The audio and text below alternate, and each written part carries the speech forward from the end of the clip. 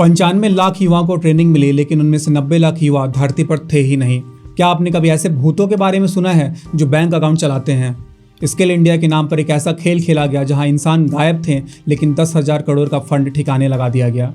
कैसे, चलिए बताते हैं। प्रधानमंत्री कौशल विकास योजना 2015 में शुरू हुआ। लक्ष्य था 2022 तक करीब 1.5 करोड़ युवाओं को ट्रेनिंग देकर रोजगार के काबिल बनाना और उनके अकाउंट में पैसा डालना। लेकिन सीएजी की रिपोर्ट ने प्रधानमंत्री कौशल विकास योजना की ऐसी पोल खोली है कि आपके होश उड़ जाएंगे। रिकॉर्ड कहता है कि 95 लाख युवाओं को पैसा भेजा गया, लेकिन जांच में पता चला कि 95% बैंक अकाउंट्स नकली थे। सिर्फ 5 लाख असली खाते थे और उन्हीं में हजारों बार पैसा घुमाया गया। सोचिए, एक ही बैंक अकाउंट पर 2000 लोगों की सैलरी आ रही थी।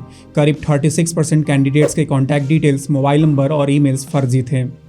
हद तो तब हो गई जब नीलिमा मूविंग पिक्चर्स ने 33,000 लोगों को ट्रेनिंग देने का दावा किया, लेकिन जांच में पता चला कि वो 5 से 6 सालों से बंद है। जयपुर कल्चरल सोसाइटी ने क्लेम किया कि उसने 31 फरवरी को ट्रेनिंग दिया था। यहाँ तक कि कागजों पर ऐसे जिम में ट्रेनिंग दी गई जो हकीकत में मौजूद ही नहीं थे। कई मामलों में एक ही बैंक अकाउंट हजारों कैंडिडेट से जोड़ा गया और एक ही फोटो के आधार पर सैकड़ों कैंडिडेट्स को अलग अलग राज्यों में ट्रेनिंग दिखा दिया गया। और सबसे चौंकाने वाली बात, मंत्रालय को इस फ्रॉड की रिपोर्ट दे दी गई थी। फिर भी यह खेल 2022 तक चलता रहा।